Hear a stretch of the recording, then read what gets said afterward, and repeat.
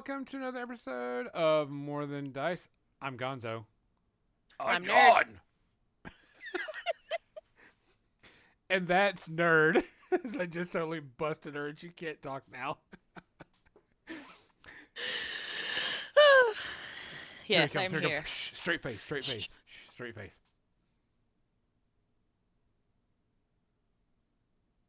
Yes. I can see my screen. Welcome to another episode of More Than Dice, episode 269. I'm Gonzo. I'm John. I'm Nerd. Today's episode, we're going to be talking about painting your army, your color choices period, when you should paint your army like the box art. Hey, Banyan. All about painting your army. I also like color choices, as in what colors go together really well and which ones don't, etc., etc. But before we get to that, let's go ahead and get to the business. Yes, Cookie, you should paint your army. We want to thank one of our sponsors. Isn't this how you should paint every army? We want to thank our sponsor, Turbo Dork, for the lovely, lovely metallic and turbo shifting paints. We do have some more gift certificates to give away, so stay tuned. We will make an announcement. You can go and check those out. We want to thank Creature Caster. Don't forget to check them out on their awesome miniatures they have on their page, but also their tribe, which is on My Manufacturing. If you subscribe to it, you get not only, I think it's 12 miniatures, and one of them's like a super big miniature that goes with it, but also a 5th edition module that goes with the miniatures, so you got some cool stuff. I want to thank Parabellum War Games for their awesome Conquest game and all their cool things that they do. And if you like it, make sure you click the link. You can get a discount on buying their stuff.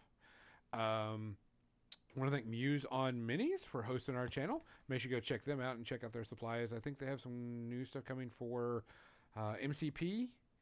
And we also want to thank Midnight Heroes, which he will be at ReaperCon pretty soon. So make sure you go check him out. If you like good old chibi stuff, he'll have some awesome chibi and anime style models pretty soon.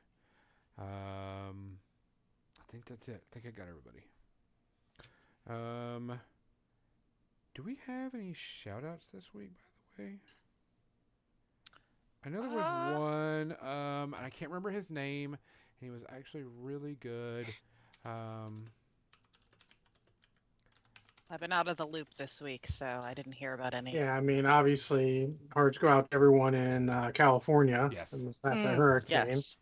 Not necessarily for the hurricane itself, but the flooding is fucking awful. They ain't ready for that. Yeah. The guy's name is Ron Cephas Jones. I learned about him during The Last of Us. He was Oh, that guy. Okay. yeah, really, really good in Last of Us. I mean, I actually liked that show a lot. I thought it was really good. A good drama. I'm not sure of anything else he was in because that's the only thing I saw him in. This Is Us. Or not The Last of Us. This Is Us. Sorry, not The Last of Us. I was This going to Is Us. say, I don't remember. Oh, he was also in Mr. Robot, which I watched. Yeah. Very, very good. Also, his daughter is also an actor. Didn't they both get nominated at the same time? I saw that come through my feed earlier today. But yeah, Ron Cephas Jones. He was like 60-some years old. Not very old. But This Is Us is where I remember him. He did like I'm looking at IMDb right now. He did 45 episodes in that show, and it was a really good show. And he did really good in that. I really liked him. So sad to see him go. Yeah. I don't know anybody else. Is anybody? Not that's come across my feed. Not that I know of either. I don't remember anything.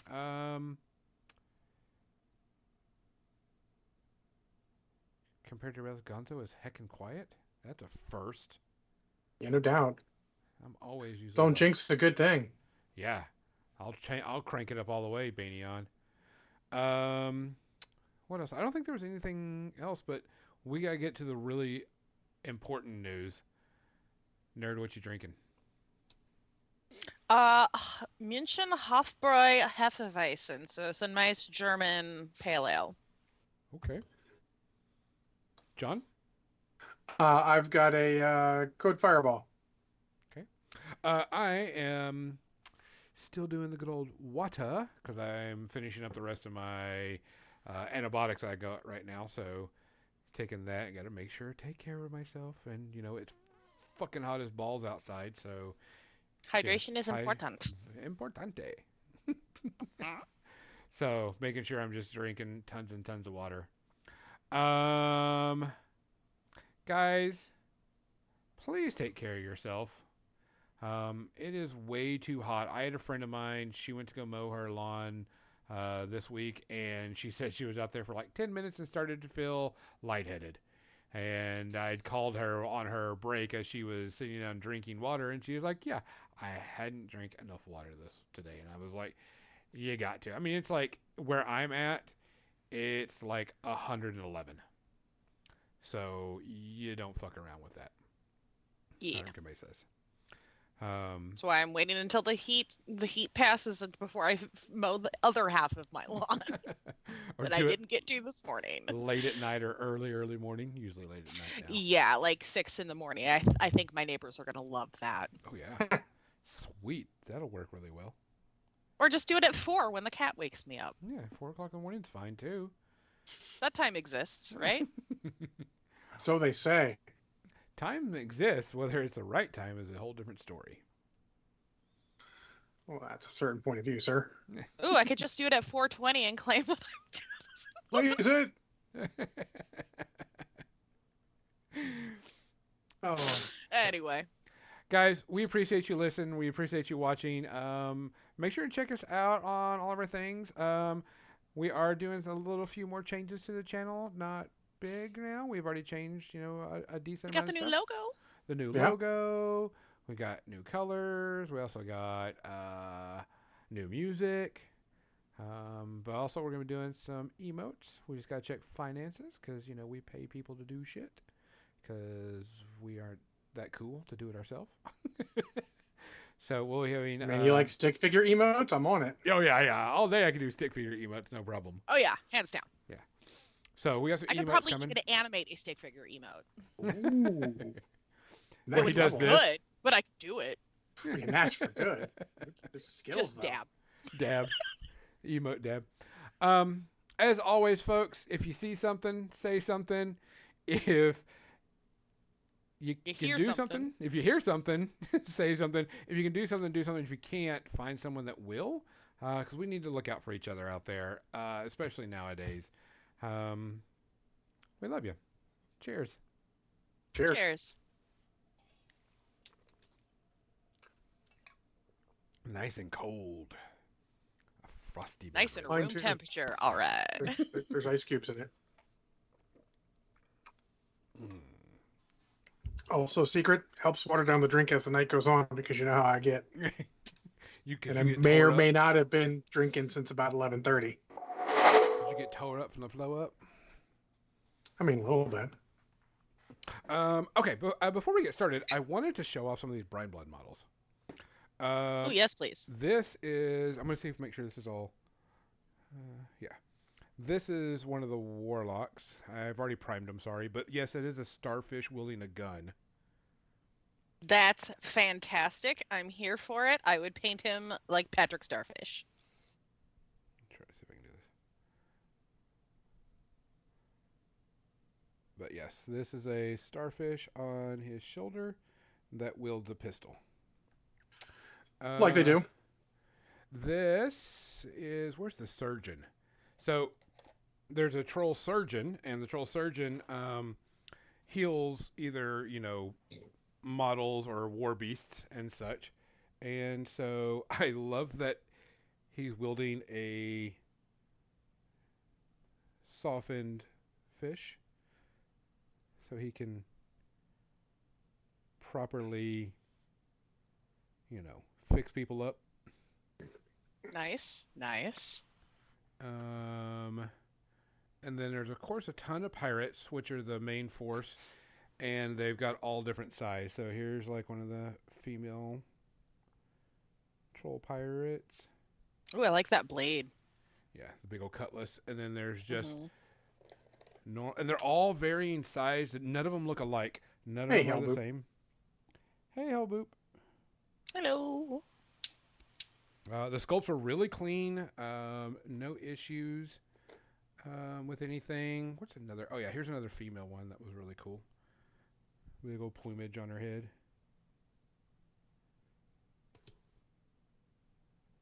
I mean, they're all nice. like legit. Pirates. I really like this pirate because he's got the diving helmet on. Ooh, that's always fun. Yeah.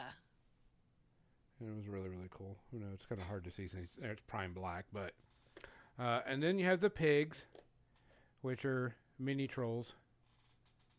And yes, Cookie Pirate Ladies. Little pig troll pirate ladies even. I really like. Where's the one? This one yeeting bombs. Yeet.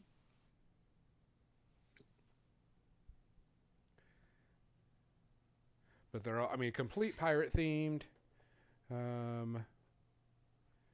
This is one of the, I don't have the fins, but you know, here's the start of. This one's all crab-like. It's got, you know, crab shells and stuff like that. One of the war beasts.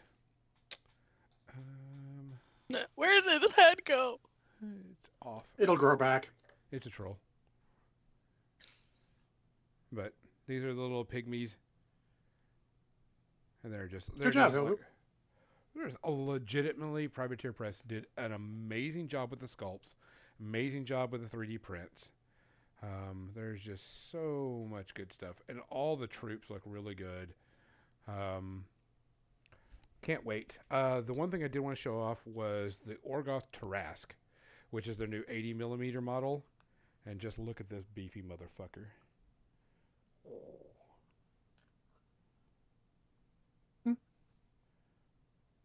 Ooh, look at them tusks.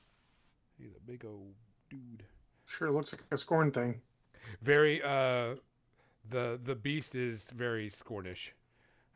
Here is a heavy war beast. I believe we call that Scorny. It is very Scorny. So here's a heavy troll blood, brine blood war beast. And here's the 80mm model. Why do I have such expensive taste in minis? This one's $145. It's the Sea King Trollblood Gargantuan Warbeast. He looks amazing. Oh yeah. Oh yeah. I have expensive taste in minis. Well, you're just looking at the big ones. Yeah. That's because I mostly paint big minis. Oh yeah, that Captain Mizzy has that one. She can send you some pictures of it. It's an amazing model. Yeah. Stupid amazing model. Oh, by the way, you know these little palettes that we've been talking about, the little Turbo Dork ones? They will be selling these pretty soon. I did talk with them, and they'll be selling the new ones, which will be the less material and cheaper for them and for us. But those will be coming out pretty soon. And since we're sponsors, they're giving us some free copies. Oh, that's even better. So, waiting. Also, they are sponsoring Warfare Weekend this year again, and there'll be some paints in the VIG, and they'll be giving away these as door prizes for people, the new ones. Awesome. So, if you want some cool shit, go get the VIG. I'm gonna go ahead and work on my dude. I mean, he's looking pretty gross and disgusting. Yeah, the model's looking pretty good too. Yeah. So I'm going to do a little bit of highlighting with this Tainted Snow color from Cuttlefish. Just to do a little bit of highlighting on the green. And then I'm going to use, I thought this would be really neat, is use this Dragon Eye Blue for the wings. That'd be a good color for that. That way it'll kind of make it kind of stand out and kind of feather it out and make it lighter. Because it'll be, you know, because we got lighter in here and then go darker. And then on the ridges of where the wings are, I was going to use this Upchuck green to highlight those. The wings where I'd want to try a Turbo Dork, something color shifty at the end to see if I get it that sort of, you know, cool shifty look. Oh, yeah. Yeah. That's my thought looking at it, but I'm crazy like that. I think the Tarot would be the Tarot purple Turbo Dork would look really pretty in there. Well, I'm definitely going to use, when we were talking about, that brassy metallic from Turbo Dork for all the metal bits on this dude. Life on Mars? Yeah. Yeah, I think we were talking about Life on Mars is the one. But I was going to Oh, use... that's a good color. It's my favorite. This Tainted Snow just to highlight a little bit of the spots that are on this guy. To make him extra pussy yellow. Ugh. Type thing. So since we're talking about color, so one of our listeners, which is our, fourth member, Captain Mizzy, was working on some models, and she's painting up her Brine Bloods. And the Brine Bloods she's painting up, she's doing her own color scheme. But it got me thinking that we have a lot of models coming out, and people are, I wouldn't say getting back into it, but you understand what I'm saying. When we have new things coming out, and a lot of people are painting more, which is good. And people are coming up with new models and new armies, and things are just happening now because we're, post-pandemic type thing. And we haven't talked about painting new armies. Now, things like Judgment, MCP, I don't want to say there's a theme, but there's not a, everybody looks the same or everybody has the same style. They're not really in uniforms, let's Correct. say. In some cases, most cases, because like certain ones, like even MCP have uniforms. Hashtag X-Men. Oh, yeah. Yeah, you could go that way. But for the most part, they're all kind of unique characters. Mm-hmm. And so I was like, all the things that I'm painting up right now, my Judgment models, they're all unique type thing. They're not everyone, like this one's kind of pussy demon-y, Nurgle type. This one's, more of a corn, red demon-y like type thing. So they're all going to be, a little bit different. I have one elf here, and I'll work on her later. What you got against elves? Okay. Yeah. And then I've got, another Do you demon. need me to get out the list? And then I have one more demon-y like team type one, but that's, going to be like that type thing. But Yeah. So an important note on that before we get into painting armies is just because they're all different doesn't mean you can't put some unifying features on. correct. Absolutely. Like you should be doing the bases in a very similar fashion. It's one of the benefits of Marvel Crisis Protocol is that since they all have the same basic city-type bases, you can have the same colors on all the bases and it immediately unifies it more. But more than that, you can reuse colors. Yes. Like if you use the Life on Mars and a lot of the metallics there, you can put that through to other metallics on the other models. So now you've got a color that brings them together, makes it seem like they're a force. Yeah, like pick a triad and you could there's variants that you could do within that triad of colors. Oh, you're going on advanced. By triad, she means 3 colors like in a triangle on the color wheel. Sorry. No, you're fine. We've talked about the color wheel way in the past. I figure I remind everyone. But no, it's a good idea. You can use that. My design class is coming out. No. Well, we always say you should have a color wheel handy just so you can have an idea. It helps a lot. But even more than that, just having a color go through models will bring them together.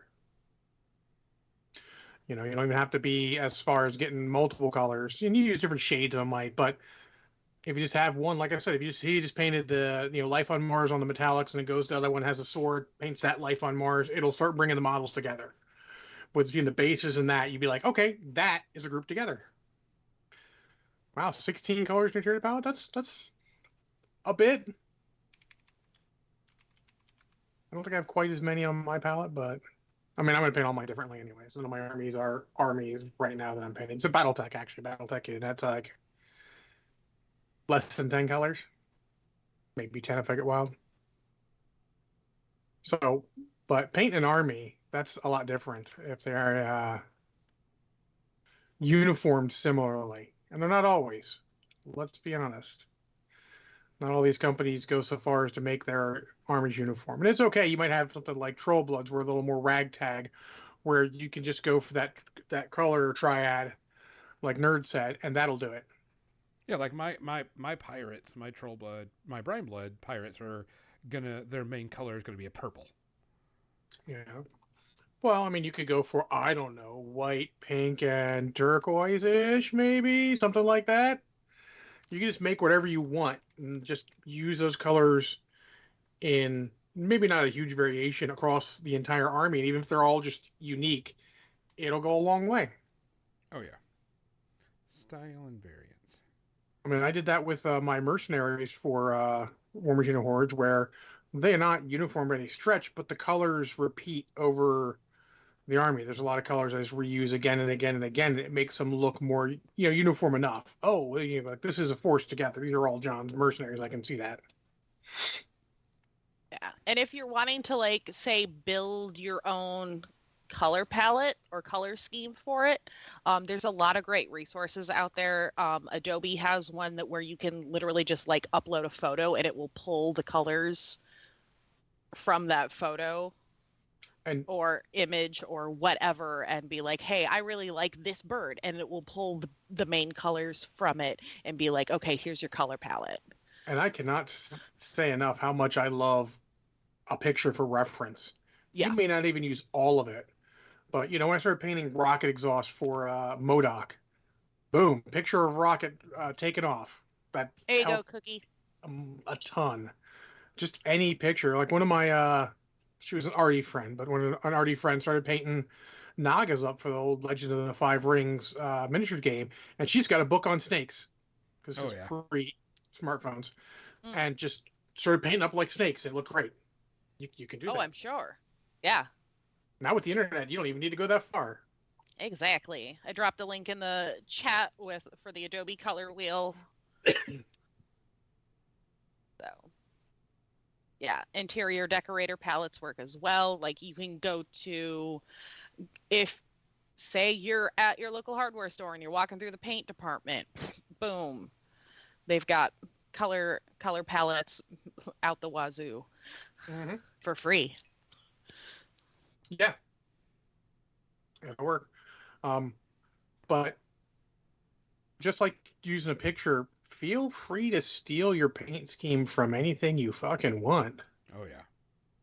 Yeah, I did an entire werebear like Winnie the Pooh for fun. That's a comment. I have a Slate Ridge Mauler from Malifaux that's painted up like Winnie the Pooh. My ex-roommate did it for me because I like Winnie the Pooh because he's fucking gangster. Yeah. Flung across the forest. What did he say? Oh, bother. Gangster. I have a friend that, well, I can't pull it down. I'd pull it down, but it wouldn't be easy to see on stream because it's primed white. But I've got a Wonderland caterpillar that a friend painted a couple different versions of. She did it in the traditional blue and pink, and then she also did one like Heimlich from A Bug's Life. Mm-hmm. Yeah.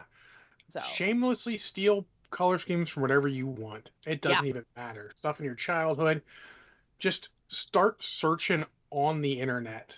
You can even search like just random stuff. Like when I painted Omega Red, I wanted to keep in the normal colors, but not exactly. So I went and looked, and I found a fan art of some Red Ranger from some Sentai series that was like, I'm using those color schemes. I like the way it went together, and boom, went. Yeah. And that's even talking about Marvel Crisis Protocol, Don't beat... I'm going to start with this one now, prepare for potential rant. You can paint by the box art if you like, but in general, fucks the box art. You don't need that shit. Yep. That's someone else's paint scheme. You can paint it however you want. Someone actually said to me, wait, I can paint my Marvel models like whatever I want. I'm like, yes. They're your models. Your models, however you want. And to that extent, I know we're talking about painting here, but Cookie asked this earlier. I have to paint my armies. No. As a matter of fact, you don't fucking have to paint your armies. Nope. If you want to play, your hobby. Your hobby. Now, we encourage you to. We like playing with painted armies, but I'm not going to turn someone away just because I have painted army. If you're there to have fun, we're going to have fun. But I will also help you and all I can to help you paint your army. That's a funny Xander. I actually had, I used a very darkish gray for my chainsword color for my Space Marines. And someone's like, you didn't paint your chainswords. And I'm like, I damn sure did. He's like, no, you didn't. And the tournament director, knowing that I just repainted, goes up and takes a, back of a hobby knife, like, look. And there's like the slightest difference between the gray that was underneath and the gray I painted it. He's like, okay, fine. Like, yep, fuck off, dude. But also, that shouldn't matter, you know? Like, I don't like seeing bare plastic and stuff, but if bare plastic is the color you want it, that's okay. Don't let anyone tell you how to paint your models. Anyways, back to the advice. If you wish to paint your models, yeah, don't worry about the box art. Like, my ex-wife looked at the old Eldar Codex for models and said, I can't paint like that, so I'm not even going to try. Yeah. I mean, Like- those are, especially for if you're getting into the hobby, those are done by professional painters. I've been doing this for years and I still can't paint like that. Yeah. That's not my style. I am very much a cartoony style. So like even if I were to go paint it, it's not going to look anything like the box art. Yeah.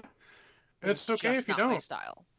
Like, Yeah. honestly, the one thing I love most of what GW does nowadays is they show off a lot of people's models. And they don't just go for the top tier. They go for stuff that's interesting so you can see. When they put out some of their painting books back after Games Workshop, the blue ones, how to paint Citadel miniatures and such, they got a bunch of people from the studio to paint models, and they weren't all like what you'd call top tier. Some of them were weird and different, and that helps. It shows encouragement rather than going, oh, I can't paint that good. I'm also here to tell you, some of those models, I know some of those big painters. Trent Nyman, love the dude, would often paint just the front of the Space Marine for pictures. Because he ain't got time to do the whole model in that particular level, because it takes a while sometimes. Yeah. They can't all be Dave Taylor and paint like an army in, 20 minutes. Cause Yeah, Xander, that fake comic book look, that is something I would love to get down, that like cell shaded. Oh, yeah. That is something that Epic Duck, Mike Cousins, teaches. And I would love to take one of his classes sometimes and learn that.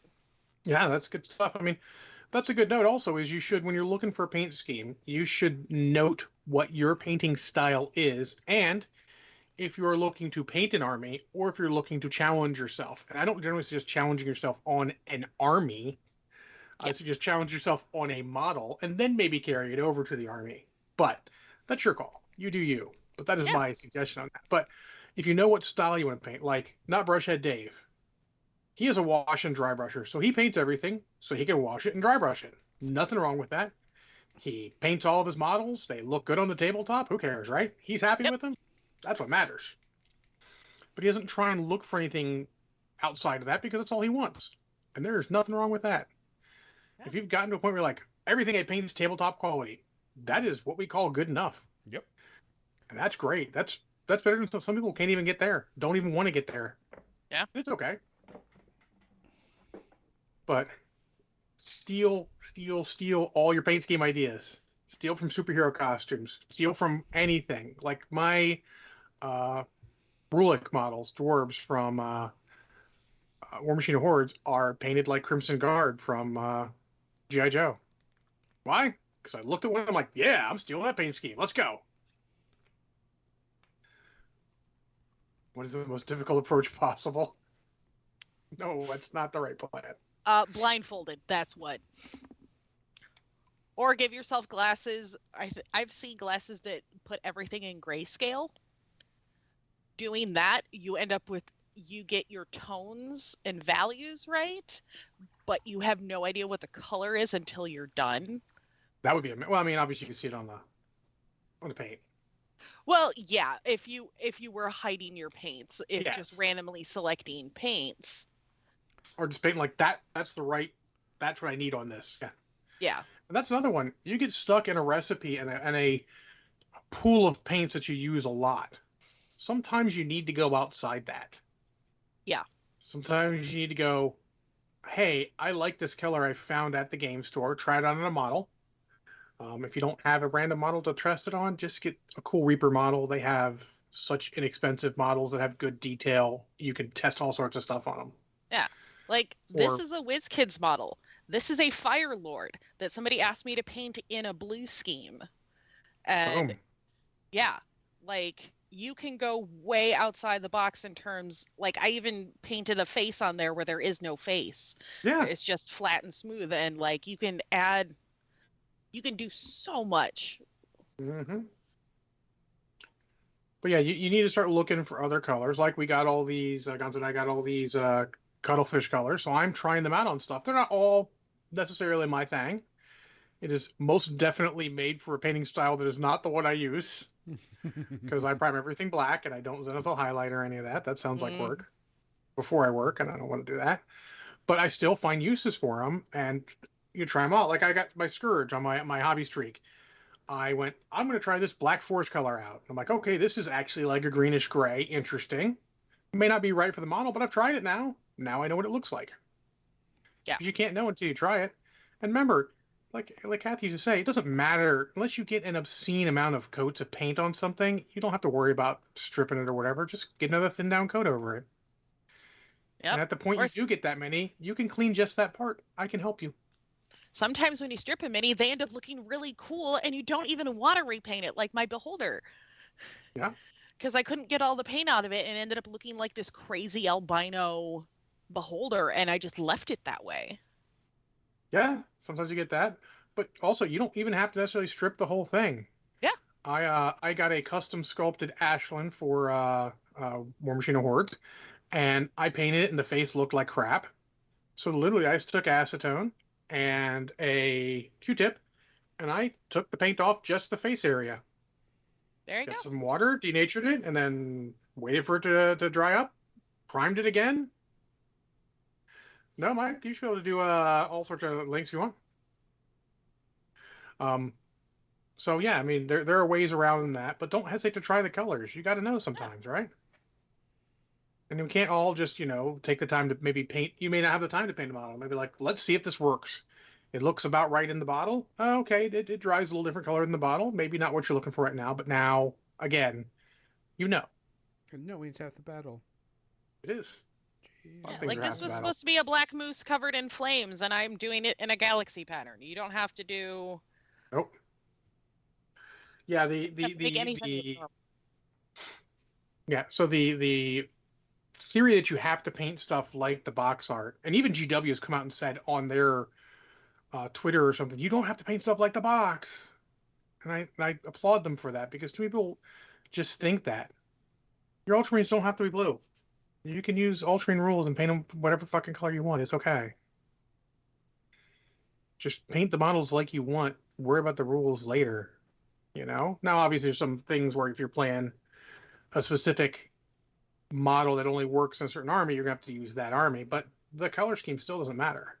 Yeah. And don't let anyone at a game store or anything tell you, oh, you're playing Blood Angels, they have to be red. No, fuck off. I think the But if only not blue, are they still Smurfs? I think the only game system that really cares about where what color it has to be are the historical accuracy ones. And, Yeah. and really they only care about it if they're doing like a competition painting thing or grading what they look like or whatever. But that's a whole different story anyway. I have to say that's unfortunately false. Those guys are fucking a little much at times. Yeah. And not all of them, but that's okay. If you're playing with those guys, and they will, they'll help you. You'll be like, oh, cool, we got all these resources to see what they should be painted for what we're doing. And that's fine. There's nothing wrong with that. But in general, don't let anyone tell you how to paint your models. They're your models. Paint them how you want. I think probably my favorite variation on a Warhammer mini that I've seen, friend of mine took a Noise Marine and painted it based on Skittles. And it was Perfect. probably one of the most fabulous minis I've seen painted. And I never would have thought of using candy as an inspiration, but it totally worked. I mean, here Rick is not a ferret, who is also a streamer, has Space Marines that are all different colors, and we call them Skittle Marines. Yep. Hobby Time at Healy's is doing Soupcast Eternals, where all the shields are soup and bean cans. I think I saw that one day when you were streaming. Yeah, that's super cool. Yeah, don't let that stop you. Find a scheme you like, use it. And for the stuff like we're talking about Marvel Crisis Protocol or anything where you've got specific characters, let's say you want to stay somewhat comic accurate. That's fine. I understand that. But you can always look to see if they've had an alternate costume that has a different paint scheme that you'll like. Half my stuff is alternate paint schemes. Like I go online, I search this character's costumes. I'm like, oh, cool. There's one that I like that's better than the standard. Yeah, maybe you don't want to paint Quicksilver in powder blue because you don't like painting powder blue. Cool. There's another scheme out there, I guarantee you. And if not, just paint what you want. Maybe you come up with something, you know? Yeah. It's fine. It's Ain't nothing but a thing. maybe you're assembling Necron Immortals and you don't want to paint them all metallic colors. Paint them what you want. You want them all pink? Fucking do it. It'd be great. I think the only things that I've ever painted like the box art are my Labyrinth board game minis. That's fair. And even thankfully then- somebody had tutorials on Insta or on YouTube. Otherwise, I would have had no clue. Yeah, but I mean, there's so many resources nowadays. Oh yeah. You know, like we joked earlier about how, you know, maybe social media is not so great right now, but there are parts where it's just amazing. You jump on there and go, hey, you know, at whatever crew, I need ideas for painting this. You'll get them. Oh yeah. And then you'll get people sharing it and you'll get all sorts of ideas. And it'll be great. Cookie synthwave Necrons. There you go. Good friend Rainer72 does synthwave really, really well, by the way. So does Hurt Superset. I've seen a Tron style Tau where all the lines are. Ooh, Yeah, that would be cool. Yeah, that'd be a lot of painting, It's- but Yeah. man, Like I'm thinking of stuff that I saw at Adepticon, and like saw maybe 5 of the same model. Not a single one of them was the same. Like everybody had their own interpretation of what the model should look like or color schemes perfect. and all of that. that's what And it should be. exactly. I mean, you don't have to paint by numbers so much. Sometimes you do. Sometimes it's a character you love. You want to paint it just like they're quote unquote supposed to be, and there's nothing wrong with that. Feel free. You can find people to help you with that as well. Reach out to people. Ask for help. It's not just for everything else. Yeah. There's a lot of painting people, and I guarantee you, there's almost no painting people who don't want to help other people with stuff. Yeah. Even if you're like, hey, I'm going to enter the same contest as you, they welcome the challenge. They're great.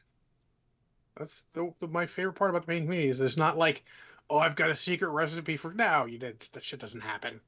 Yeah. They might have a color mix that's like something they do exclusively, and they may not tell you that, which is fine. But they'll tell you techniques and all. Yeah. They're out there for sharing. It's great. Yeah, Mental Health Charity Painters, which is another group that I work with, they have done busts and stuff like that where they'll have like 8 or 10 people all painting the same bust, and the variations that you get are amazing. Like they did Gambit. I have one. Yes, I have Moon Knight. So I never would have thought of Moon Knight in red, but I absolutely love this. Yeah. Mr. Knight. Yeah. That's the kind of thing you should be doing on your models. However you want to, if you look at something like that would look good in this color, give it a shot. Mhm. We took the Turbo Dork pink and we tried it on Marines. Didn't quite work the way we wanted it to, but we tried it, right? Yeah. Sacrifice one Marine for the chance. Maybe it looks good, maybe it doesn't. That's what my Stormcast Eternal is for. He is my paint tester. I did that on one of mine as well. I painted the whole Turbo Dork, the first paint I got just to try it out. It was a good learning opportunity. Yeah. Painting an entire Imperial Knight in like pink sounds amusing. Right? Where would I find an Imperial Knight? I don't know. Maybe right behind you. Yes. But yeah, so that kind of thing, don't do it. But again, make sure when you're making your paint scheme and you're looking at something, you're not like going, oh, I want to paint that Tron like Tau, and then realizing you can't do straight lines. Like, I feel you there. I struggle with straight lines myself sometimes. That's me. So you go, okay, that'd be cool, but maybe I need to work on other stuff before I can go there. And that's fine. You, as a wise man once said, man's got to know his limitations. So, you have to know what you can and can't do. And like I said, whether or not you want to challenge yourself, sometimes you got to challenge yourself, I feel, but Yeah, like not. I felt like the Winnie the Pooh Werebear was a huge challenge for me because it was Yeah. totally it was colors out of what I was used to. I don't normally paint yellows. And then trying to match colors to go with that other than the red, like trying to figure out what else to go with other than just the standard red and yellow for Winnie the Pooh, what else to make it pop. Mm-hmm. Yeah, I mean that's a good challenge once in a while. Like, so you don't necessarily want to do it with an army, but maybe you're like, Yeah. I want to paint this army in a new thing, and I've got this idea. It's great. You got to challenge yourself. You got to start off with. I mean, if you're playing Space Marines, start off with a Primaris Lieutenant or something, or a Captain. There's a million of them out there. I know they're a little pricey nowadays. Or take one of your Marines and just start trying that scheme out. Sometimes you gotta. Yeah. But you can't be afraid of painting it. We get that point. I get that point. That's why I never painted. I took so long to paint that custom sculpted model I had, because I was afraid that I'd fuck it up. But at some point, you just got to stop being afraid and just go. Yeah. I mean, you can clean up whatever you messed up. Literally, unless you take a knife and you cut part of it off. Even then, unless it's a super limited edition, you can probably find another one. But don't be afraid of that. You got to paint stuff. Just give it a shot. Again, LED lighting in a mini. That would be L. Marshall. He's done that a bit. I have not. But if you really need Cookie, I can put you in touch with him, and he could probably give you some help. I have not, but I have one that I'm planning to do an LED Ooh. in it. So here, let me show you. I've got this set piece, or this terrain piece, that I've drilled the keyhole out, and I'm going to be putting an LED behind the keyhole so that it is like glowing from behind. Awesome. So that'll be my first foray into LEDs and doing anything like that. So that'll be a fun challenge. Yeah. That's the kind of thing you got to challenge yourself once in a while, Yep. Whether it be the LED lighting, the painting, or maybe even sculpting part of a model. Like, oh, hey, this part isn't right. Let me sculpt something. Let me tell you, sculpting is daunting, but not as bad as you think. Yeah. Part of it's just taking your time, having I mean, I don't even have a lot of tools. I have a sculpting tool, and I've sculpted all sorts of stuff. Nothing super amazing, but I reposed a model and had to cut a chunk out of his leg to get it to pose properly. It sounds like, oh, I got to you got to replace a portion of his leg. How do you do that? You just put putty in, and then you shape it. I know I'm oversimplifying, but to a point, you're just like, the folds of the cloth is already there. You just got to follow what's there to what's on the other one. It's like connecting the dots. It's way easier than you think. It's just a good primer to do that stuff. But it's intimidating. I understand, but you can't let it intimidate you. You gotta get at it if you want it. Don't let it roll intimidation on you. Nope. Don't let it win. Again, you can fix it. Even if you're sculpting something, you can fix it. Yep. Just try again. Remember, we don't all get good overnight. It's not like we just showed up and we all knew how to paint. Because I can tell you, I wish I still had some of those models I first painted. Woo! They were not good. For my my 2-year stream anniversary, I pulled minis that I painted 10 years ago and recreated the color schemes on. I did a better job on some of those 10 years ago than I did trying to redo it. I bought all the same models from Reaper and tried to recreate them, and like some of them I'm like got spot on even better. some of the other ones, I'm like, how did I do this the first time? Sometimes you just get that magic where the paint just goes on just right, and you're like, yeah. And I didn't know what I was doing back then. I was like, okay, that. I mean, theoretically, 10 years ago, I knew what I was doing. Theoretically.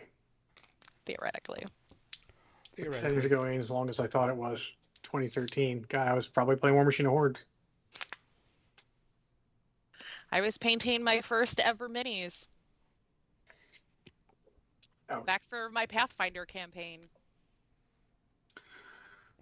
I was glad I don't have all those white dwarves where I had to paint a model every month in the back, and they have pictures and all. And I'm like, wow, that was a while ago. Because that was the early 2000s. That was like 20 years ago. And I was painting before that. I think at this point you could say I've been painting for about 30 years. No. I'm still kind of mad, so don't feel bad about it. Any of you. You spend a lot of years just painting, maybe just getting by and not thinking about improving it. It's okay. You don't have to be great at everything. What? In fact, not everyone is great. What's wrong with you? Excuse me, I'm a perfectionist. I have to be perfect at everything. Well, I have some bad news. First time out of the box. And if I'm not, I'm a piece of shit and I'll never be able to do it again. Yep. And that, everyone, is how you don't do it. Don't do that. I used to always say, models get to a point when you're painting them where they look like crap and you fucking hate them. And you want to be like, fuck, I can't paint. Fuck this model. Fuck all of this. Don't do that. Push through it. It's transitory. Also, it looks like crap because you're not done. Yeah. Don't be afraid to also set a model down and revisit it at a later time. If you're feeling burnt out or really hating the color scheme, set it aside for a bit. When you figure out what you want to do, or you are in the headspace or have the energy to work on it again, then do it. Don't try to push through something you don't like. When you've got the spoons, come back to it. Yep. That's why it took me 6 months to paint one mini. I mean, I set aside a lot of these models for a while and came back and, finished them. It can happen to anyone. Burnout's real. Life gets busy. I mean, painting's supposed to be enjoyable, but again, we get that one point. It doesn't happen necessarily. I'll say this, as someone who's getting better. It doesn't happen to me as much as it used to anymore. I've changed my painting style, so I'm doing colors and I'm cleaning up here or there as I go, so I don't get to that point where it looks like Garbo. Like how I put Beta Ray Bill, I put like everyone goes like, "Hey, what should I do? Should I do this with the lightning or not?" One of my buddies is like, "You're gonna do more? That's past done as far as I'm concerned." Yeah, that's what I was doing. That's what I said. I was like, it looks great just the way it is. I haven't even done anything with the cape yet. I just painted the cape red. It's not even washed or anything. Yeah. But the light falls and you see all the folds and it looks pretty good because you got that right there. I mean, yes, sorry to Michael Lavoie, if your hand explodes and all your projects for some reason get canned, then you're going to have to take a break. That's an unfortunate break, but... Self-care is important on any level. What? Even if it's enforced on you by the universe. Yes. It's unfortunate. And maybe it's time to do something else, with your time that you can do. Something, little change of pace. I always find when I take a change of pace, with the hobby streak, I only paint about a half an hour a day, so it never gets to that. It never feels daunting at that point. But, sometimes you take a break or you take a light day where you're like, I'm just going to lightly assemble some stuff, and you get a little refreshed. You get to do stuff. And sometimes I paint more. Sometimes I paint just 30 minutes. It's all good. Yeah. But that's the thing you got to find for yourself. Are you here's an entire unit, I'm going to just go at it with this unit. If that works for you, do it. That's another thing you have to know. You can get advice from everyone on how to paint lots of stuff, especially Army how to, batch painting, blah, blah, blah. You have to find what's right for you, which might involve some trial and error and might involve some frustration. But you can't let it get you down. You hit your support group up. Get them to go like, hey, I'm not liking this. What do you guys think? We can be your support group if you want. I'm happy to help. Put yourself in the Discord channel and you can write and do stuff there. Yeah. Yeah, absolutely. we're all I happy paint to help. until things need to dry too. I totally get that. That's why I have multiple models on rotation. Generally 3 Marvel Crisis Protocol, then a couple others in the background in case I want a complete change of pace. And I don't hesitate to put them all aside and go get something new if I just want a complete, total, like just something else to do. Yep. You know, and paint for a goal. You can paint. And once in a while you need to paint a model that you just fucking want to paint. Do that. But if you're painting an army, you should be painting for a goal. And it should be realistic. It shouldn't be like, I'm going to complete the whole army in this month. That's a tall order. I mean, unless you're Dave Taylor, then maybe it's not a tall order. Maybe you've got that skill. Maybe you can paint that fast. Not everybody's If a so, speed painter. Exactly. But if you are, that's good too. But set yourself a goal and try to finish it. You know? Like I'm painting stuff for Asgard for freaking Marvel Crisis Protocol. I'm going to continue that until, I'm doing 2 Asgard models and 1 not. Just to mix things up here or there.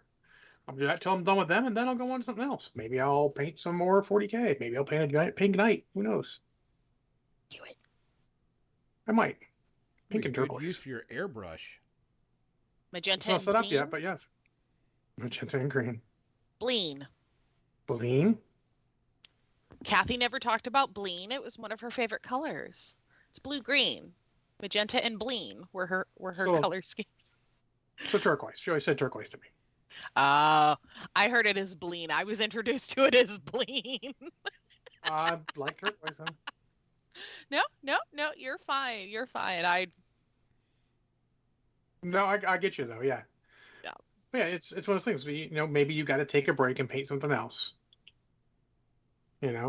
Also depends on how you do stuff. If you are a must be fully painted to play it guy, you should be painting just to be fully playable and then back and forth. I didn't get to listen to her stream as much as you guys did because I was generally at work. Gotcha. And I always seemed to show up when she was reading. Not bad, just different. Speaking of reading, media? Is it already that time? No, we got 7 minutes. Oh, we got okay. My clock is non-existent. That was funny. That was the only thing that bothered me. I was actually super active yesterday and got a lot of stuff done. Even after lunch, ended up at the local mall, stopped at the local, we have a local secondhand and firsthand bookstore and DVD store, which is great, called Curmudgeons. But I went there and then I'm like, I'll walk around the mall a little bit. Yes, it's great. I love them.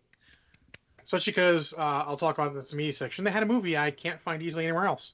Just sitting on the shelf. Okay. But I was walking through, just looking to see because the mall changes occasionally. I'm like, oh, look, this guy says he fixes electronic devices.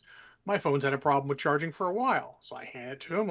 He's like, yeah, should be about 15, 20 minutes. It's this much if I just got to clean it, this much if I got to replace the part. Cool. I wandered off. My only thought was, how am I going to know 15 or 20 minutes? That was my only thought without the phone. You don't wear a watch? No, I bad depth perception. I run into walls. It takes chunks out of walls. I know it sounds weird, but they just happens. installed that wall yesterday. Oh, fuck that wall. Who knows what it did? But no, then I noticed I had my iPod with me, so I'm like, oh, I got time on the iPod. But that was the only thing I missed, the time, because I got to watch. And I know I can turn it inside out so that it's on the face, but that just still means the back clasp takes giant chunks out of the wall when I bend it them. So I just don't. But anyways, painting. Yes. So back to the topic.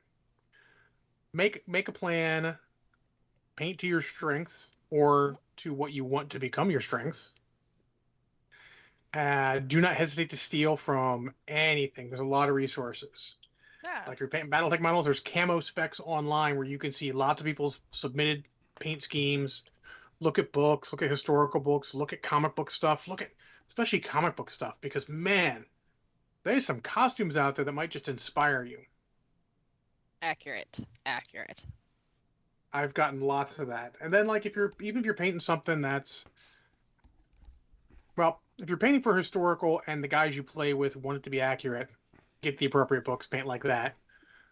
But if you're painting something that has, Marvel Crisis Protocol or whatever, has specific paint schemes, fucking go online and find something else you like. Most of these That's characters have multiple paint schemes. illustration and costume design, also very good. Yeah. Mm-hmm. Didn't want to get started on a new color because I was like, gotta wait for the wings to dry, and because I want to darken them up near the pustules and stuff, so I gotta wait for all that to dry. So I'm like, I'm not gonna get back into it. Pustules. This is where if I were on my hobby streak, I'd put that model aside and pick up another model and start painting on that. Yeah, that would be set that aside. I would pick up probably the other grotesque, pustule one and work on him for a bit. Yeah, Cookie, Yeah, you're Cookie. not wrong. Yeah. But look it out. Look, also, there's just so many video games that came out like 90s, early 2000s where they just put, when the big thing was like in fighting game style, alternate schemes. They made a bunch up for that. That's where I got the turquoise scheme for, or the Bleen, sorry, scheme for MODOK. But, like I looked on there and I'm looking at painting Quicksilver. I didn't like his standard powder blue and white. So I looked, I found it was like darker blue and then like actual silver for the other parts. I'm like, perfect, let's go. Ooh, I bet that looks great. We'll see when I get done. But working on it. It's just weird because the silver doesn't take wash well because it's just, there's not a lot of detail on it because it's just the lightning bolt down his chest and around his waist and then boots and stuff. So we'll see how it ends up looking. It'll be fine at least. I don't really care about Quicksilver that much. One of those few characters that I legitimately like the 2 movie versions infinitely better than the comic versions. I will agree with you on that. Especially that Comic X-Men Quicksilver scene. is a fucking douche. Not wrong about that. Yeah. Yeah, that I will say the Sweet Dreams scene in the X-Men movie with Quicksilver running through and the song playing. I'll just watch that scene. I'm like, that's just so cool. Yeah. I Great mean, cinematic. honestly, the other scene's even the best part of that other movie. The one where he's saving everyone from the school is blowing up. That's the best part of that movie. Yeah, that's what I'm saying. Oh yeah. Yeah, because Sweet But Dreams. let's be is honest, playing none of during us that. are a fan of Oh yeah, it was Sweet Dreams for that one. The other one was Time in a Bottle. Oh yeah. Yeah. Oh man, eyeballs. See, I don't even get to hardly paint that much because I'm always busy doing other things. But my Sunday night when we talk, that's when I'm usually painting. Okay. I need to do more, which I will be once my new work schedule comes out because my new job starts in a week. And I'll figure out my schedule and start working on that stuff. So it'll be interesting. But got to figure that out. Which I just got a new email from them saying, hey, here's some stuff you need to do. Cool. Yay, stuff. Yay! Yeah, all that extra paperwork. Here's how you set your stuff up. Here's how you do this. Here's how you do this. We want you to do this before you get to us. I'm like, yay. Type thing. But, and you know what's funny? The interesting thing about all this, no matter what, you bought it, paint it wherever the fuck you want. Yep. That's what it really comes down to. Now, you may prefer certain colors. Like, I'm going to do my Troll Bloods in the purple based on, my first Troll Blood that I painted, my Boom Howler one, the black and purple. One, because I like the color purple. Two, it's black, and it's usually really easy and quick to do some of that stuff. Because I'm going to have a lot of models to paint. And so I'm like, I'm going to put it. Because, I'm going to go to Adepticon. I want to bring my Blind Bloods to Adepticon. I want to bring my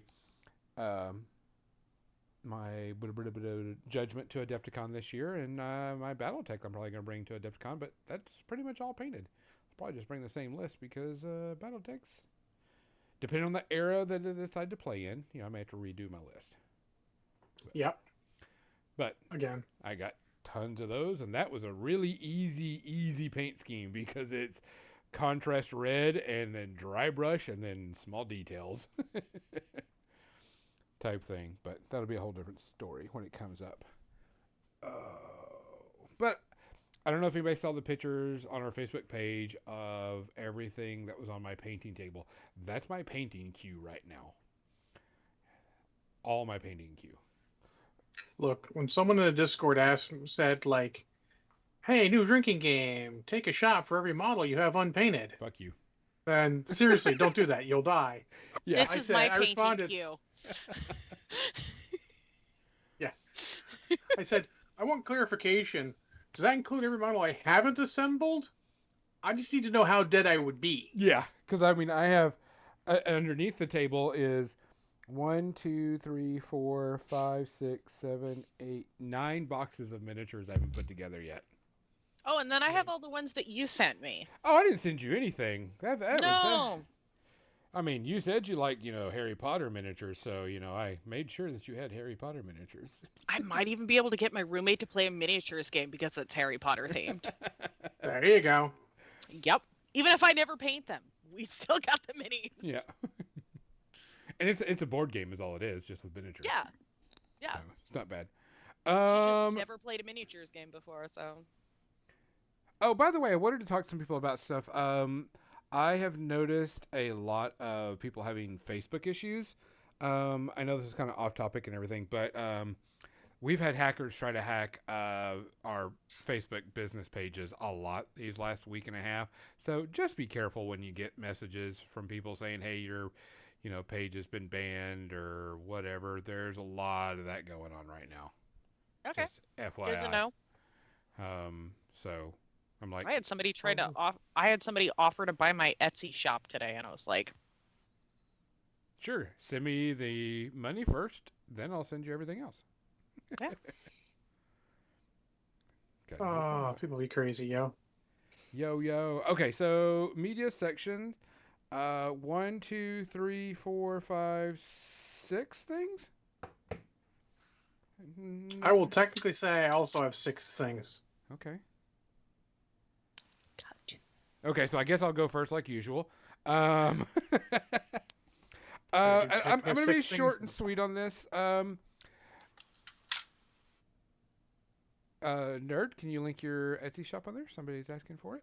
oh, yeah, I'll get, well, it's my old Etsy shop that's not in use right now, so that was the one that they were trying to buy, but Cookie, everything is on my Ko-Fi. I will link that. So Star Trek season was not last week, but the week before, and No spoilers. I'm still on episode 2. I'm not going to spoil it because I know it's still new. Fuck, this show is still damn good. I mean, good sci-fi is good sci-fi, and I just love the show. I love all the characters. I even love the musical. The musical was still fun. Wait, what? Yeah, there's a Star Trek episode where they had have a musical episode. Yeah. Which series of Star Trek is this? Strange New Worlds. Okay. Yeah. There's so many That's Star funny, Trek didn't they go series from- that I'm just like, okay, are we talking about Lower Decks? Are we talking Did about it go Strange from New the Worlds? Lower Decks crossover to the musical episode? Yes, or... it did. It went Lower Decks musical. And they started the season with the PTSD episode, basically, and followed up with the Super Duper Rights episode. They're just they're just going. kicking it. I love this show. I love watching it. I love the characters.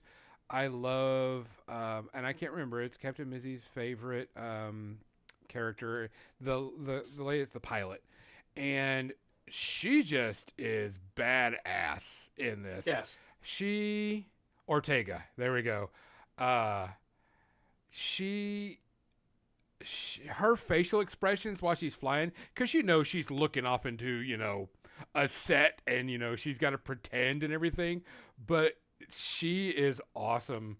I love watching her fly, and there's part of this where they choose her to fly this for a particular thing, and you can tell she's like, oh my God, y'all are gonna fucking die, and I'm gonna love every minute of piloting this ship. Like the last several series, it's a little hit or miss, but like Helmsman, I think, is where you make or break most Star Trek series. Sulu, amazing. Next Gen didn't really have helmsman as a thing. No, It's not maybe really. the only down thing to that. Uh, Same Deep Space Nine. But that's why Voyager's not so good. Tom Paris, fuck Tom Paris. I said it. But then you get Ortega. You get what's her name from Discovery is fucking great too. Detmer. Yeah. Detmer. I mean, She's it's great just, as So well. behind on Star Trek. this has just been, I'll tell you, Paramount Plus is one of those streaming services actually worth it. yeah. This has just I need been to sit so down good. and actually watch it. We have Paramount Plus. I just need to sit down and watch it. I feel it. I'm only on 2 episodes in, but Cookie, I am happy you like Tom Paris. I think he was, like most of Voyager, a wasted character. But For me, it was all about the Doctor Yes. for Voyager. Robert Picardo. Yep. Thank you. Oh, you don't like him. Also on that note, fuck Chakotay too. Not just the character. No. Actually, Maximum DT, I love the Flyboys. It's just Tom Paris is terrible. He had potential, but no. But I mean, Anyways. this has been just really good sci-fi that takes itself serious enough without throwing it in your face. It takes Star Trek seriously enough. It doesn't Yes. take itself serious enough, and that is what makes it work. Yeah, because I mean, let's just say the Lower Deck episode, that was, fan service beyond belief, but it was good fan service. And then the musical episode was just good. Fun. You know what I want? I want to see the blooper reel of. No, you know what? You know what I want? We need a puppet episode like they did in Bucket Angel. Yes. Yes. Yes. That is actually an Puppet episode episode. I've seen. I want to see the blooper reel for the musical, and I want to see that because that's got to be hilariously fun. Yes. So, but I mean, it's just been really good. The whole series, it was left on a cliffhanger. It was fine. I get that. It sucks that it's cliffhanger. We know it's going to get renewed. Yes. Well, Assuming they start paying people. yeah. But I mean, that's the thing is that's just making too much money. Too many people like that. You can't, not. Well, it may be a while. Look, it's not about the money. Yeah. They're trying to send a message. Correct. But this one is the wrong one. They're fucking around and finding out. Yep. But I really enjoy it. The entire season, a half, if anything. But that's just like barely, that's like I'm shoving a half in there because it's hard to be perfect. But it was damn good. I can't wait for more. John? So I'm going to talk about the movie I started a couple weeks ago and finally finished, if you couldn't tell by my background here. And that is Transformers Rise of the Beasts. Some R word of the something. So I'm not going to say it started off poorly. It's just it got to a point where I was like, for fuck's sake, you're using every trope I fucking hate. The early comedy was a little too much, a little too Bayformer-ish, if you will. Then the fight was really kind of lame. Also, I will say, if you're going to make the bad guy Scourge, make him fucking look like Scourge. Look, we're Transformers. We're not going to get deep bad guys, and that's fucking fine. Like, you don't need deep bad guys. Let's fucking put that shit to bed. When they make one, that's great. But you don't need deep bad guys. Make them look like they're fucking cartoon analogs. Just in some ways. Actually, I do not miss Shia LaBeouf. Actually, I like this guy better than Shia LaBeouf. I think he may be my favorite human protagonist when it comes down to it.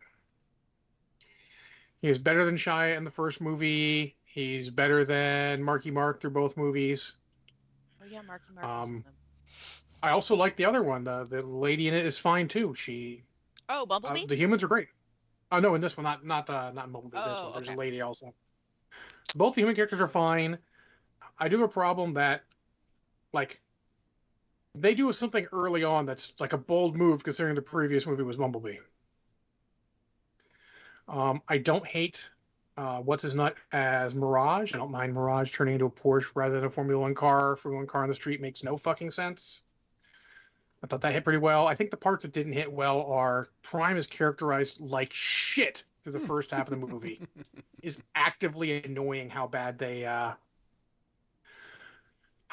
characterized him. I don't think RC actually fucking transforms through the entire movie, which is a mistake. I don't hate her being there. She does, but it's not good. It's not in any place I fucking remember. I liked Air Razor. I liked the Maximals. I thought that was cool. I thought once you get to them in the middle part of the movie, the characterization started getting better, even if some other things got worse. They need someone to storyboard and fight choreography better. Yeah, they really dropped the ball. There were on this. things where it's like the human characters run off, and Mirage goes to protect them, and then the next one shows up as fucking Optimus. I'm like, where did Mirage go in the meantime? Do you even fucking know what's going on? Like, and also, there's only 3 of them. How does like 80 you fucking guys get outmaneuvered by 3 of them? Fuck, I don't care if they're more powerful and they beat you up. That's fine, but they need some storyboarding help. But overall, the heart was good. There's some good scenes. Some of the combat, like at the end of the movie, was really cool, even if it was a CGI vomit explosion. It's Transformers. They don't really have a choice. But I like how Michael Bay is tied to the project. It's kind of a given. Well, also Transformers. There's only so much you can do. Sure.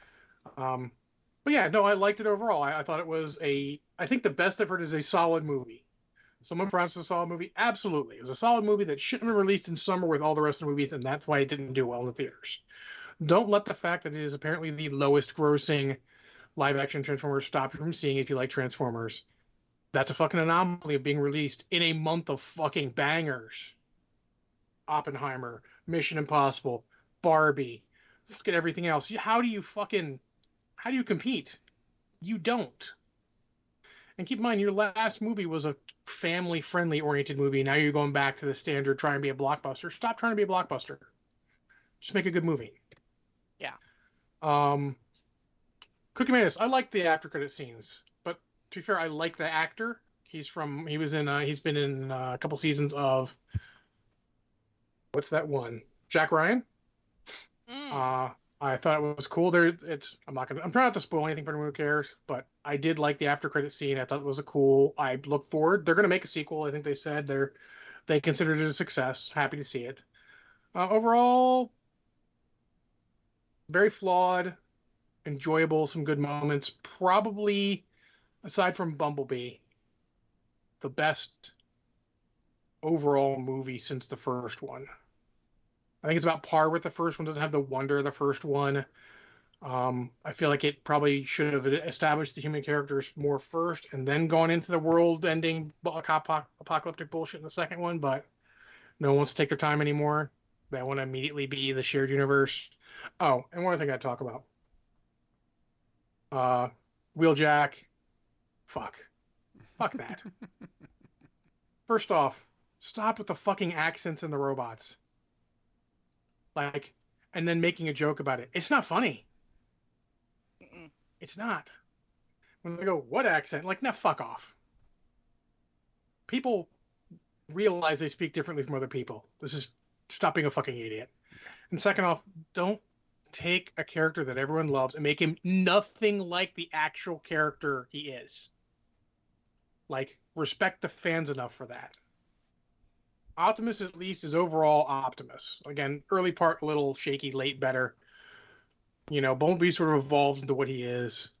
How was Rhinox? He was present. I mean, they didn't really get to establish any of the Maximals except for Optimus Primal and Air Razor, which, funny though, the two I had. Unrelated. I had both of these before the movie. I bought none of these because of the movie. Let's make that fair. But overall, decent. I give it 2 Space Herpies. Worth a watch if you got the time. It's not too bad. It doesn't really offend unless you're a big Transformers fan, and even then it doesn't offend too much. And looking forward, I would watch a sequel. Didn't hate any part of it enough to not watch a sequel. I've seen much worse this year. No, don't do that, Cookie Man. I just found the local secondhand toy store. I'm taking a lot of stuff there. Sorry, Gonzo. That's where those alternators are going. I don't care. I gave it to you. Those things were a pain in the ass. They were cool, but they were a pain in the ass. Some people love them, and I want them to go to someone who's going to love them. Nerd, what you got? I'll start with the one that I hadn't seen before, and then I'll get to the one that I revisited after reading the book. So the first one that I watched was Lupin the Third, the First, which I had never seen any of the Lupin the Third movies before. So this was me coming into it completely fresh. I absolutely loved it. I thought I have seen bits of some of the original movies that came out in like the 80s and 90s. I think it started in the 80s, maybe in the 90s. I can't remember. Don't quote me on that. 80s or earlier. 80s or earlier. Okay. I love a good heist. Oh my god. This did not disappoint. I thought the characterization was great. The music was fantastic. The style is just, it's slick all the way through. And I thought the animation for them updating it to CGI and 3D animation, I thought they actually did a pretty good job. What, John? I literally bought the steelbook of that this week. Lupin the Third, the First? Yes, I've never seen it. I do like Lupin. I was buying something else, and that steelbook was there. I'm like, I like steelbooks. I like Lupin. Let's go. Literally just received the steelbook of that exact movie. That's what I was looking like. That's the one I just bought. You'll like it. I give it one. Yeah. I give it one Space Herbie because, yeah. Oh, does anyone know what a steelbook is? It's basically a Blu-ray where rather than a plastic case, it's got a steel case. Yeah. With cool artwork and all. And I'm a fucking nerd like that. Understand it. So yeah. I don't watch a lot of anime, so when I do, I'm very picky about it, and this did not disappoint. So you've never seen Lupin before this? Oh. I have not, but I know that there's a ton for me to go back and explore. No, Castle of Cagliostro. Yep, that's the one that I've seen bits of, but never actually sat down and watched. That was the first one I watched and loved it. Holds up pretty well considering how old it is. Yeah. But it had just the right amount of humor and goofiness, and it was like an elevated Cowboy Bebop to me. And everyone expect another review of that when I get a chance to open up my steelbook and watch that. I watched. I bought the digital version of Across the Spider-Verse. Everybody knows I'm a huge Miles Morales fan. When the comic came out, I fell in love with the character. Just love Miles Morales. I can't wait for the new PlayStation game to come out too. Oh yeah, there's a second one coming out. Yeah. Mm-hmm. Well, technically I have third. the first one. It's so good. Technically third, but yes. I'm sorry, second Miles one. Yes, second Miles, because this is when you're playing Miles and Peter type thing, and it's going to be a Venom one. But it doesn't disappoint, just like the first one. Was it as good as the first one? No, because I think the first one is almost the near perfect Spider-Man movie. I'm happy to say it was a perfect movie and continue on. Yeah. Yeah. Two doesn't disappoint. But I mean, it's, another Spider-Man movie, and it branches out the whole universe, and there's a bunch of different things going on, and it gets a little over the top because it's so many Spider characters, but that's what they went with. I think that's kind of the point, yeah. Yeah, that's the point of it. There is going to be a third. We already know there is. They already said it's there going is. to take as long as it takes because the guys in charge of it aren't going to overwork their animators and aren't going to do anything stupid. What I did like is there is a Lego scene in there, and that Lego scene was done by a fan, and he recreated it and did the whole thing in Legos, and they had this kid, he did it at his house type thing. And that's awesome. Yeah, the Lego one was pretty neat. Art style, everything's the same. I think the only reason why I don't like, the first one I like so much because it's Miles becoming Spider-Man, and it's so good. The origin story. It's the right kind of origin story, though. Yeah. And the second one just expanding, and it's still cool. Yeah. I'm like, ooh, get to see this character. Ooh, Spider-Punk, all these different Spider, coming in. And I was like, this is all just fun. And I can't wait to see where they're going to finish it in the next one. So I would give this one like a half to one Space Herpes. That would be about it.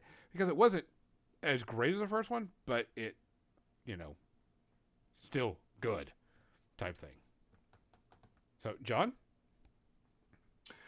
So my second, I will talk about the one I found at the local store, which is The Abyss. Oh. It is Oh, that's like one of my favorite the movies. 36th, something like that anniversary of The Abyss, 35th, 34th, something like that, in that mid 30s area. And they came across my feed. I'm like, yeah, I want to watch The Abyss. And I go looking online, and you cannot stream or buy The Abyss digitally. Nope. And it is I have hard been to looking find for it. it for years. Yeah, but hard to find it on DVD or Blu-ray. I found a DVD in the Curmudgeon, the local store, just sitting there on the shelf. I walked through. I'm like, yes, please and thank you. $4, even better.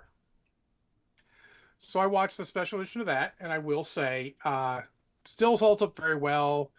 Funny when you realize this movie came out, there was really only one A-list actor, and that was Mary Elizabeth Mastrantonio, because she had done Robin Hood and all, was Prince of more of a Thieves, big yep. name. I mean, because Ed Harris was not a big name at this point. Mm-hmm. Michael Biehn always should have been a big name, but never was. He plays a True. great antagonist in this. Like, I love Michael Biehn and everything. He does a good. Funny, this is like the third time he played a Navy SEAL. Because Navy A SEALs, little he was bit a of Navy SEAL. typecasting. And then The Rock, he was a Navy SEAL, and this he's a Navy SEAL. But anyways, the whole idea of this movie, it's really old, is that they're a mobile oil drilling platform underwater, and a U.S. submarine goes missing, and they have to go, or they know where it is, it goes down, and they need to go try and find survivors and all, and it just becomes a sort of alien undersea encounter movie from there. It's really very cool. It's James Cameron first Under the Sea, and he does a lot of the things right. Like, you feel like he cares about how it is, and I'm sure if he made it again, it would be even more spot on, because some of the things is a little not how things work, but they try. But very enjoyable. Not so much an action movie, more of adventure-ish, but well acted, enjoyable. Special effects hold up fairly well considering how old they are. I would think this is one that if it comes out of a Fathom event for one of its anniversaries, I will fucking go see it at the theater Oh, hands in a down. heartbeat. I will say that I feel like the extended edition, the ending kind of goes a little too hard. Okay. Rub our nose and the human beings are awful and need to not be awful to each other.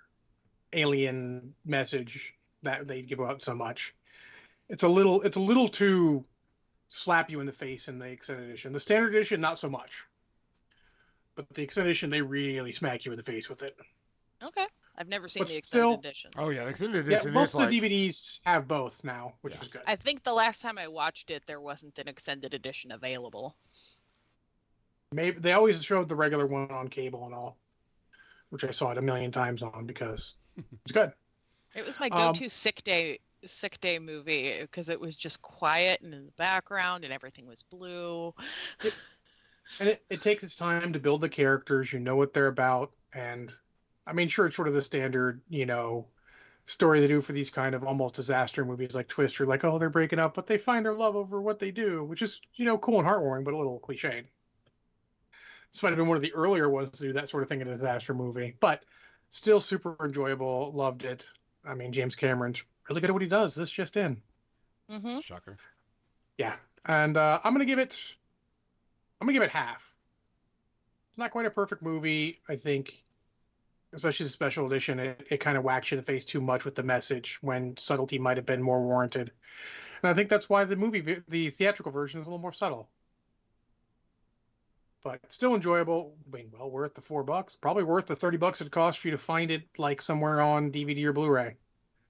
But try and find one that's got both, just so you can watch either one. I like to compare and contrast. That's a good. If you ever have a weekend where you're like, I can watch 2 movies this weekend. I got nothing else going on. You watch the standard, watch the extended. If you really love the movie, you will learn some stuff. And it's kind of fun. Nerd. I revisited Miss Peregrine's Home for Peculiar Children after reading the book. I'm sorry. Yeah.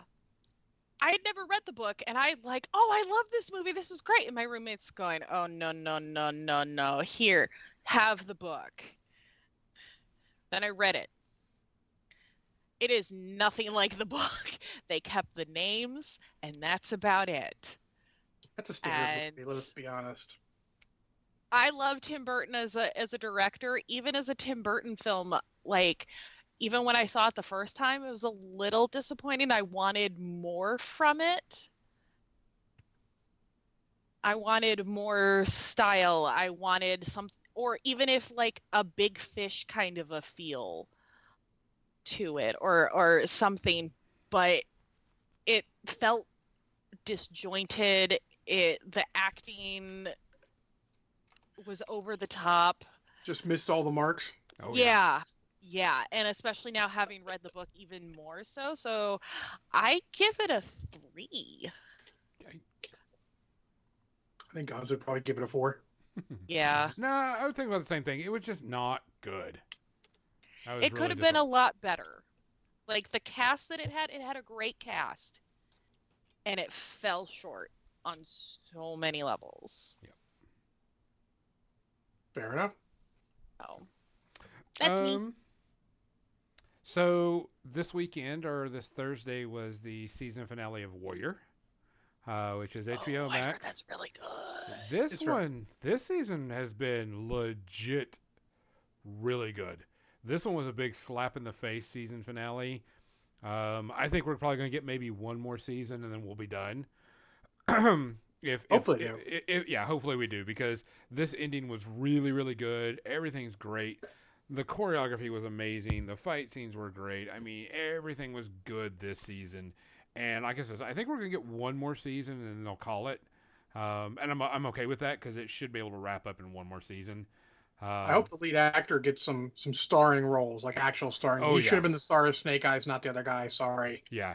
I mean, this was just super, super good. I really enjoyed it. I'm always having fun with this. The characters are always great. Characters, the fight scenes, just great choreography. Mm-hmm. Good martial arts. Highly recommend it. If you haven't seen it, get started on it. It does get pretty, if sex themes do bother you or nudity, be prepared. The first 2 seasons are more than the third, HBO from what I show. understand. Well, it's the first 2 seasons are more Cinemax, if you get my meaning, and then the third season apparently is more HBO. Yeah. Okay. Where it's like boobs and ass and the Cookie, it's Warrior on Warrior. HBO Max, or whatever they call it now. Yeah. I've seen like Stuntman React breakdowns of it, and it's just amazing. I love the shit out of this show. The characters are great. This season, that'll probably be next on my list. Maybe half a Space RP, but it's been really good. So, John? Well, in the time I couldn't watch the rest of Transformers, I did watch 6 seasons of Red vs. Blue. Oh my gosh. Now, keep in mind, old seasons, not newer stuff. Seen in a while. Basically, I watched the entirety of the Freelancer saga, which, not having seen the rest of them, they might touch this again, but I feel like this is probably their peak.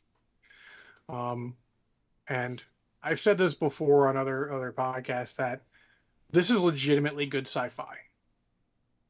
Like, it's gone from a series that was a bunch of guys joking around with Halo to a series that actually has good science fiction themes, good morality themes, and actually legitimately interesting and good story. Because it started out as just Chupacabra. Yeah.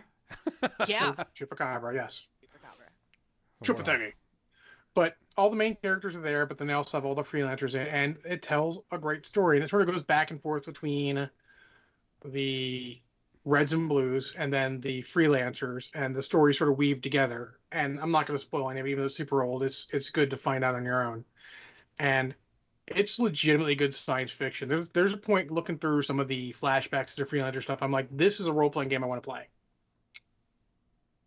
Super cool action. I mean, it's unfortunate that their animator passed, and he died from complications of surgery, and they couldn't continue with that. They had to go back to using Halo for it, which, I mean, they still did a good job, but it's tough when your animator who's doing such amazing fight scenes as he did in those seasons. And it just sucks to have to go back to what it was. But literally those seasons, the whole basically Recovery 1 through season 10, great, super good story, great sci-fi, and you actually get some feels from it too. I do have a little bit of problem with the standard red versus blue humor at points. When you're trying to get serious. Usually when you have a series and the character suddenly becomes serious, you can't go back to them being comedic. But these guys go to serious and go back to comedic all the time. It's a little jarring at points. But overall, I'm going to give it 1 Space Herpy. And that's just for Griff. You can have the Space Herpy. No, not Caboose. I love Caboose. He's a lovable idiot. But definitely, it's on YouTube. For freeze. Watch it. And the best thing is, if you need, the reason why I was able to watch it other than Transformers is because it's all based off short episodes. So if you're like, oh, I need to go do something with my life, you can stop, go do something with your life, and come back and continue. And I think sometimes we miss that. Warriors. Yeah. So it's good. Sometimes it's really good to be able to do that. So there you go. 1 Space Herpy for Griff. And I don't know if we're watching much more of it. We'll see what my time looks like, but I do love that particular batch of it. Nice. Okay. That's our show. Yay. Just enough time for everything. Almost. I still had like 7 things to go over, but I save them for the next week. I talked about multiple seasons at once, so. Yeah. Guys, we appreciate you listening and watching. We are probably going to send you off to Rick is Not a Ferret. He's playing some Among Us. You can go over and give him. And he's having his subathon day 1, so if you're so inclined, give him a boy boy a sub. And ask him about the Skittles Marines. Yeah, ask about Skittle Marines. Give him a hard time. No, it's not really a hard time. Skittle But, Marines. Skittle Marine. Let's see. We're still good for next week? Nothing wrong? Okay, making sure. Always checking our schedule. Guys, like usual, please take care of yourself. Please look after each other. If you see something, say something. If you can do something, do something. If you can't, find someone that will. And if you hear something, speak up about it. For More Than Dice, I'm Gonzo. I'm John. I'm Nerd. Good night.